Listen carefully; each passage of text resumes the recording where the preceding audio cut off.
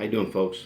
Ole G's Gunsmith, and once again, we're going to talk about bullets. What they're used for, not really what they're used for, but just to give you a variety and a concept of what bullets. I hear a lot of times the grains, what grains is it, and stuff like that. We're going to go over that and stuff like that.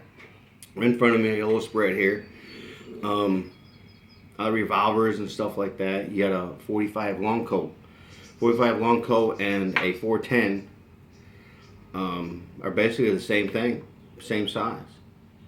The 410s, nose like a shotgun, bird round, or something like that. It's also a defense round. That's what these are. They have BBs in the back and 3 or 4 plates up front. And they come from the Judge. Good handgun, good home defense gun. I recommend it. And you can tell as you go down through here, you got a 22 Magnum, and this is a regular 22. The 22 Magnum, the one I'm pointing at right here, is, of course you can see it's longer. It's a Magnum. It does have more powder in it. It could be the same size bullet. It could be a 32 grain bullet, but it has more powder in it. It goes out. Most of it's like a varmint kind of a thing. A good, good gun for that. A 22. Everyone knows that. Some of them have hollow points. Some of them have all lead, like this one is. Some of them are just copper jacketed. And then you have your 223, the one with the orange tip right here. There's a 223 or 5.56 NATO round, if you want to call it. Actually, they're the same caliber, 22. They're 22 caliber. A difference is there's maybe like 1/10 of a thousandths in the measurements of diameter in the bullet, but still a 22. And this right here is the same bullet, same diameter as this here, give or take 100 thousandths or whatever. And you can tell it does different. It looks different. This is what they call a full metal jacket, what is a lead core wrapped in a copper coating. Some of them put hollow points and they put a polymer tip on them. Like right here, they put a polymer tip on those.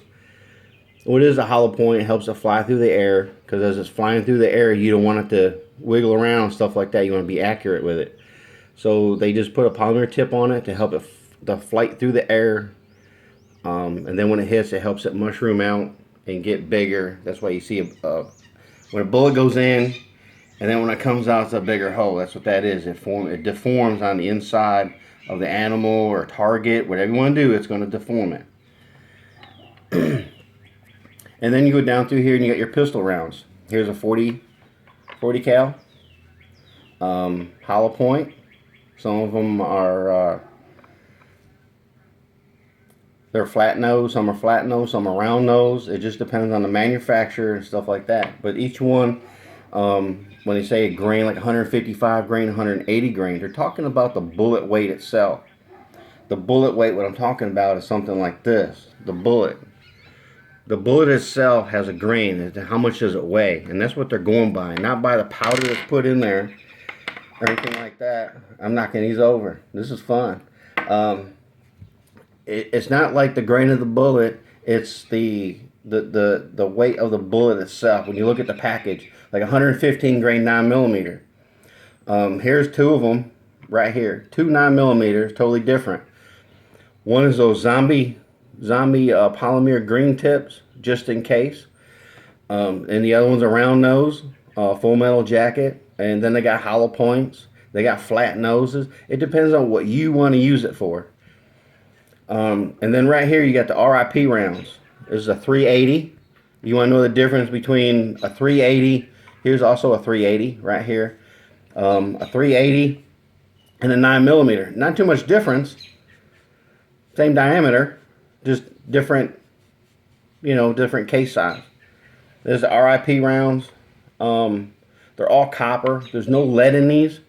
What they do, you can see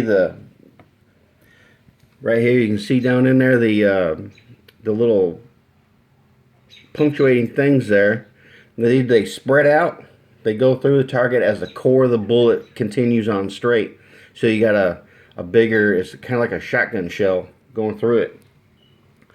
These right here, these little things right here will break off, and they'll separate and stuff like that. You watch it on TV. It's pretty amazing Pretty cool looking.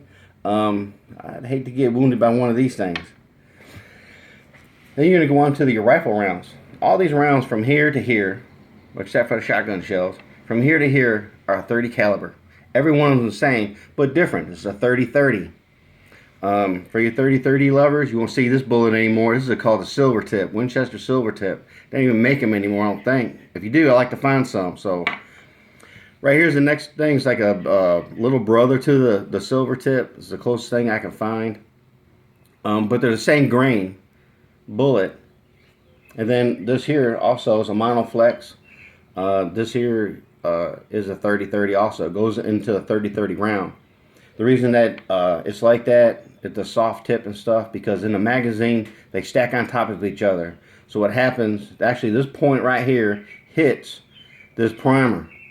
That's why they don't want bullets like this.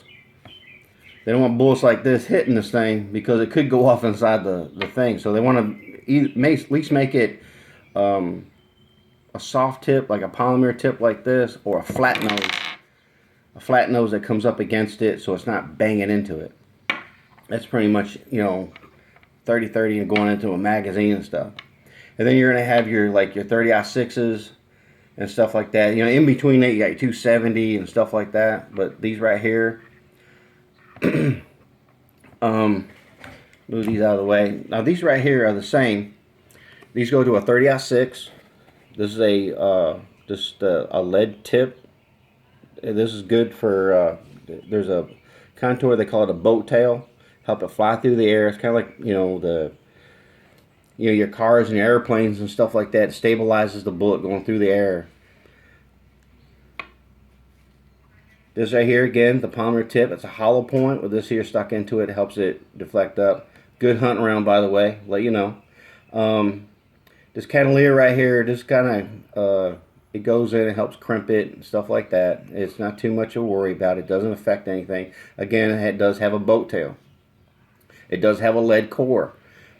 Both of these have a lead core. Now this one here, if you know, it's got a blue tip. It's a hollow point. But the thing is with this, it does have a boat tail and it has all kind of leers on it. And you put it down in there. Actually, this right here is nothing but full copper.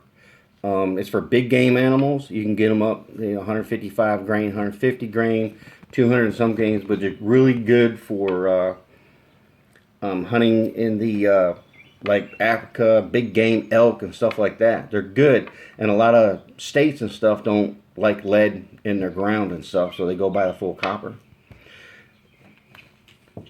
And then on this right here, let's go to the shotgun shell. Obviously you got different ones. You got birdshot, you got